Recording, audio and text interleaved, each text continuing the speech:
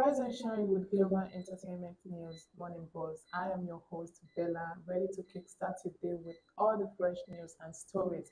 And right here with me, bring his own spark to the studio is. Stephen. Let's dive into today's headline fresh from the Vanguard and Guardians. Top story from the Vanguard.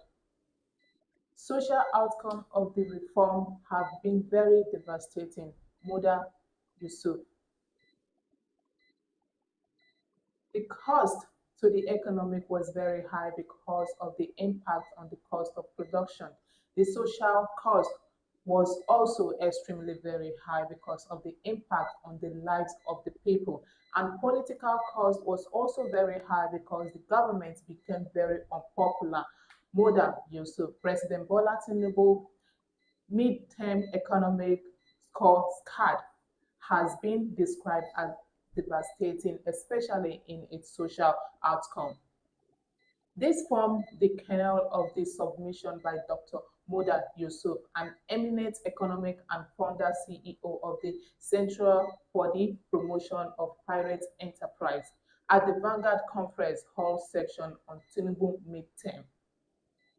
Yusuf, who is the immediate past Director General of the Lagos Chamber of Commerce and Industry, also says that the economic reform embarked upon by the Tinubu regime from first day in office have bettered a challenging operating environment for businesses. His word first, let me say, is that the last 2 years have been very, very turbulent for practical all stakeholders in the economy. It has been very challenging for those who are managing the economic. It has been very challenging for those who are investors in the economy. It has been very challenging for those who are the citizens of the country. A lot of pain, especially arising from the cost of living, cost of production, instability, uncertainty, and more. Well, it's actually this case of the economic and the stakeholders in charge of the economy have actually given it a bad reform. And I think the social outcome of this reform has been very, very devastating. And the economy really needs to work. We really need to work hand in hand to actually make our economy the way we want it to be. We've seen how things have been in um, these 2 years of the administration under our president Tinubu. We know how hard the economy has been, and it shows everywhere in the nation. Even even the rich self are feeling the way they spend a lot to do things. It's actually very, very alarming, and we really need to look into it. Likewise said by Muda Yusuf.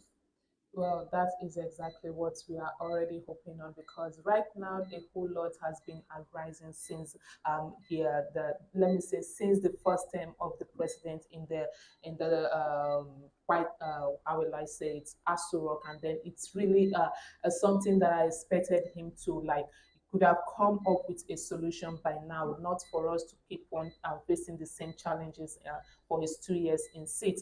Well, let's move on. Ikorodu building collapse, death toll rises to three as Lagos government vows sanction.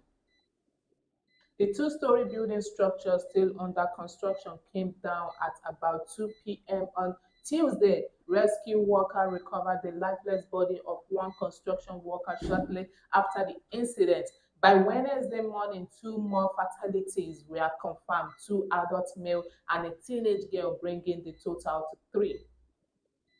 The two-story structure 11 other were rescued and taken to hospital for treatment emergency response, including the Lagos State Emergency Management Agency. Response team and pre-hospital care unit led operation at the site authority have ruled out the possibility of more victims trapped under the rubble.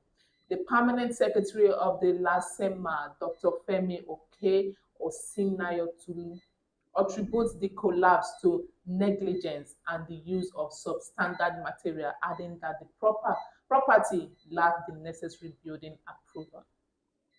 Well, this case of the it's actually a very very sad news that happened on Wednesday at Ikorodu. It's actually very very very sad. Us seeing I think this happened on Tuesday if I'm not mistaken. Having so many casualties. On that day. We saw so many incidents. We saw how that stripped the streets of Ikorodu around the Otano axis of Ikorodu. We saw now we've seen total score of three people that actually lost their life. Two are a male adult and a female teenager. It's actually very, very sad. We really need to look.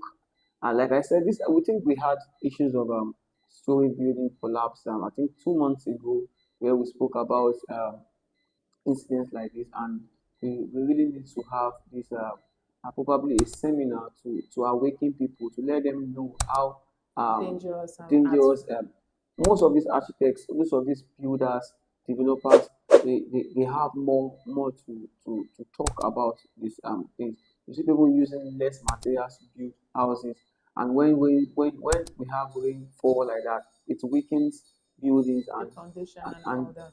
these buildings are tend to be weak. And as a tenant, as someone living in the house, you don't know the history of the house. You don't know how long the house have been and the kind of material used in building this house. So they just fall victim into things like this, and it's actually very very sad. And it's one of the bad news to hear about collapsing because it's very hard for you to survive collapse. It's actually very very hard.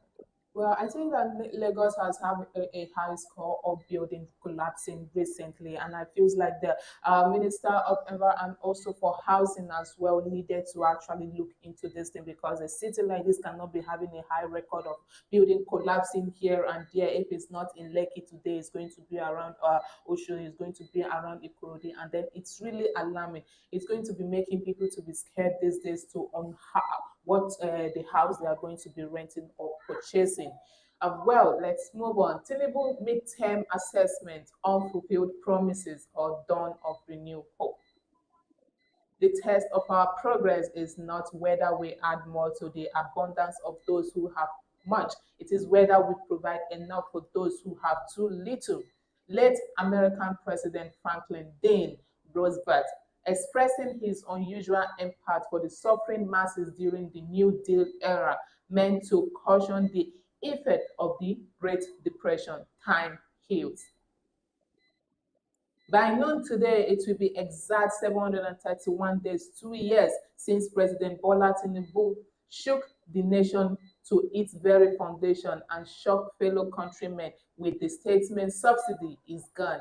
In the same fell swoop, Tinubu decreed the flotation of the currency in real term devaluation. These twins policy have since defined his 2-year-old administration. Looking back, should he have removed the subsidy on premium motor spirits the way he did, while also devaluating the currency? Some of his supporters and handlers believe there was no better time to do it. Others disagree, insisting that it was not only preceptors, it was high on the illusions of amputation, a leprous hand without consideration for how to stop the bleeding. We are 2 years later, a lot has happened. Whatever naysayers may put up, it is to the credit of President Tinubu and the resilience of Nigeria that doomsday predicts in the wake of the removal of subsidies and the devaluation of Naira has not happened. Well, it depends on people's opinion and the way people see things. If a sitting president comes up in the first year and decides to remove fuel subsidy, I tell you it's very very bad step to take at the first year because people expect a free life, a free economy for people to really enjoy because for them to even put you at that stage, they believe you are You're capable of. coming there to save people, to make them feel free at for them not to feel what they felt previously in other administration. But your first year, the first thing you have to do was remove subsidy. And you know, removing this subsidy is going to increase inflation, going to increase so many things, and you don't expect people to sit back and keep giving you that kudos that you are actually doing the right thing. Because what the economy is actually facing is different from what we expected at the first instance. But it's to some economists and to some financial experts, they will say if, moving the subsidy was the right thing. But at that period when Nigeria is actually facing so many things, I don't think it's the right step to make at that period. If you have waited, this is something they would have done previous years ago, not now that the country has gone to yeah, it's actually, to me, I don't see that the right thing to do. Well, to those people that are actually supporting him, they feels like Tinubu is really working in his term and then putting everything. Some even actually believe that Nigeria is very lazy. That is, Tinubu has come to put us on our feet to be hardworking, while in the 10 years that he hasn't even done anything yet. And I feel like those people that are supporting this administration are those that are actually benefiting from it, not the masses that are actually suffering and then having a hard time in purchasing some certain things that was actually a bare minimum for them before. Well, let's move on. Police arrest pastor for allegedly defiling 10-year-old girl in Rivers. A 45-year-old pastor simply known as Lucky has been arrested by the Rivers State Police Command for allegedly defiling a 10-year-old girl in Ihu Aje community in Ahoada East local government area of Rivers State. The pastor arrest was carried out by the member of a local security outfit formerly called One LGEA Security Planning and Advisory Committee, led by its commander code name OSPAC. It was gathered that the commander of OSPAC in Aho Ada East Council, Precious Ihurose, led his men to the community after receiving reports of the incident, picked the suspect, who is the pastor of a branch of the church in the area, and handed him over to the Aho Ada Police Division. A member of Association Against Child Sexual and Gender-Based Violence, Dennis Otobo, says he had received a call from the gender desk of the State Ministry of Health about a case of a child abuse, which they wanted him to follow up, which he objected. Well, we previously heard cases about of religious clergies defining minors. It's actually something we really need to look into. If it's not a Muslim clergy, it's a Christian clergy. I think this really needs to stop, and we really need to look into this this issue and know what is actually really happening, because most people say that some would say it's actually a way of ritual. Some say it's for them to renew powers. Some say it's for them to get more um, people to join their church and everything. But I think it's actually very sad and very wrong. I think more investigation, allegedly, it's an alleged claim already, and I believe more investigation will be chipped into this and let us know what's really happening in that case. Well, I feels like this thing has becoming a norms in Nigeria where you get to find a whole lot of people that practice religious involving in this kind of of child defilement and all that. I don't really know what it's prompt them into doing that, but it's a sad one to for that to actually be happening in Nigeria. We tend to like believe in so many people that wake up in a broad daylight and says that I'm being called by God, and then the next thing the churches we are even entrusting them with their with our children that they are, because they are says they are preaching the word of God, they have the right to say that okay, bring it, send your child to me. I need to. That is not supposed to be. We look away in some certain things that we needed to some people we needed to hold accountability for their action, but we feel like when this is going to be brought up on social media, you're going to hear people that will say that do not touch the anointing of the Lord. Like, how is that supposed to be? Yeah. Well, Nigeria will really need to evacuate our mentality in some certain way. Well, on today's top story from The Guardian, four killed, five injured in Ondo court clash. Four people have been killed and five other injured in court-related clash in Ondo town, headquarters of Ondo West local council area of Ondo State. The incident occurred on Tuesday night around Ife, Garage, Sabo, and Christ Land in Oka area of the town. Source revealed that marksmen believed to be members of a rival court group shot three members of the Aye Confectionery at close range at Ife Garage. Another victim was killed at Sabo in front of a local shop popularly known as Mama Shop. The clash have heightened tension in the Asen, Asen town, with residents fearing possible relocation from other court groups affected by violence. Confirming the incident, police spokesperson Olayinka Ayelade described the deceased as notorious court member. Well, this is actually it's something I expect from our it's something I expect our Nigerian securities to actually fight in so bad because most of these cultism cases have been sponsored by leaders that actually knows about this attack, and we definitely hear that these people that actually came for this attack are nowhere to be found. Either they are not apprehended. You wake up this morning and you see police start doing Arresting the their innocent one. wrong reading of arresting people anyhow they want. I tell you this, most of these police people know who they are supposed to go for. They know the leaders of all these court groups. They know who they are supposed to go to and tell and ask, okay, who are the people that went for this operation? Let's apprehend them. They won't go for that. They prefer going into the streets, arresting people, believing after they arrest, these people they arrested will be the ones to pay bail. They will have to bail themselves, money coming to them. The wrong way they operate things will actually give these people more reasons to want to go outside and do things like this. It's actually very it's a sad one. Most times I wonder why a young man, a young teenager would decide, okay, the best thing for him to do is to go and join cult.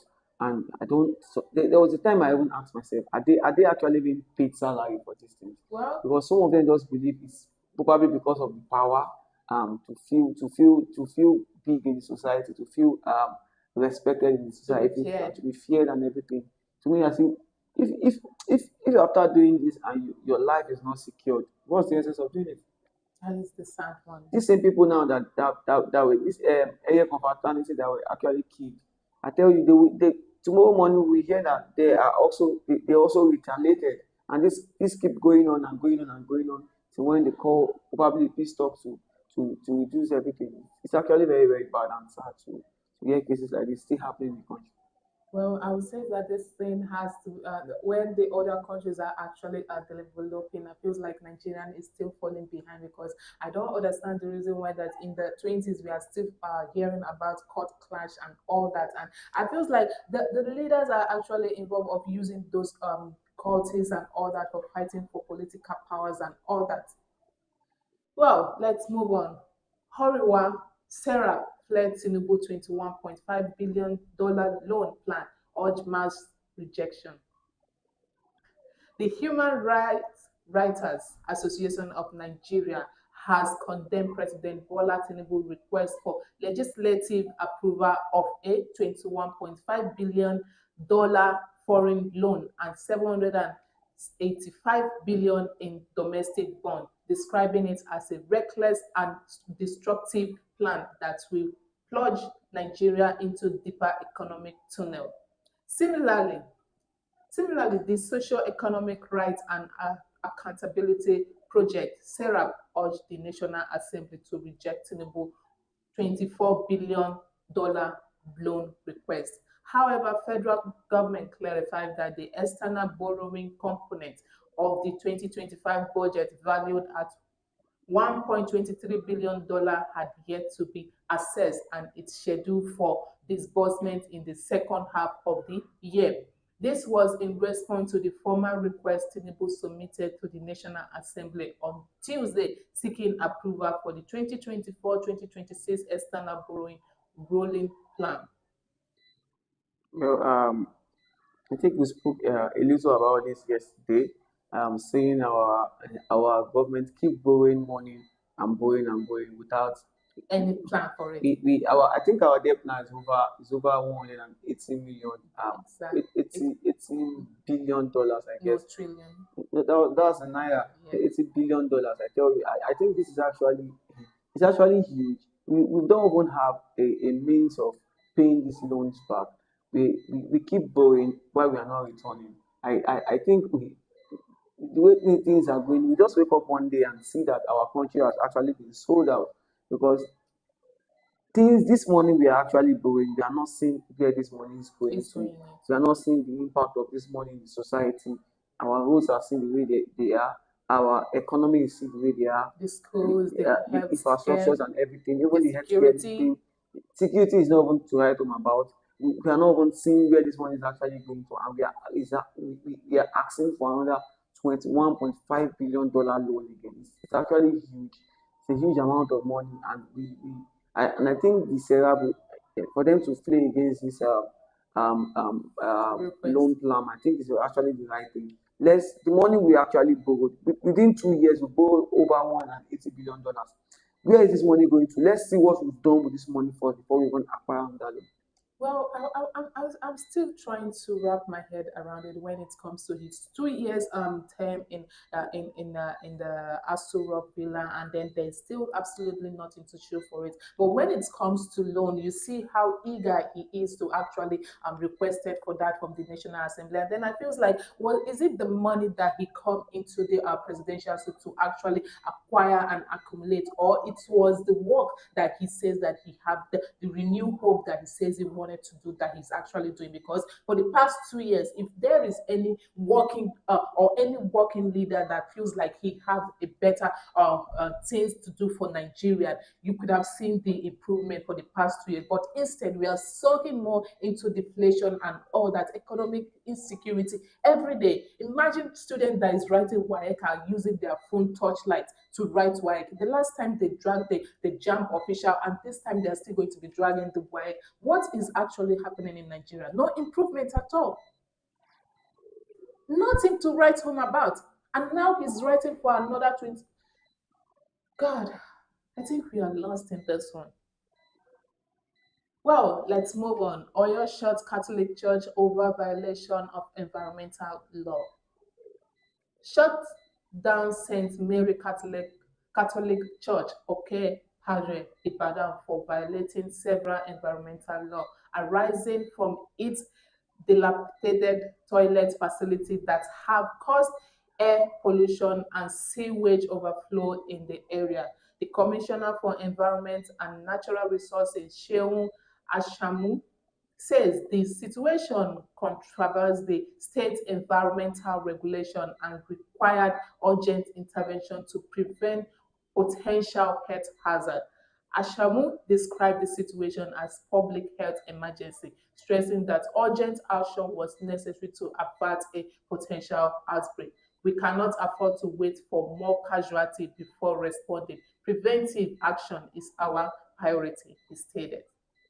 According to him, the ministry received multiple complaints from residents alleging that the church has been discharging human waste into the environment.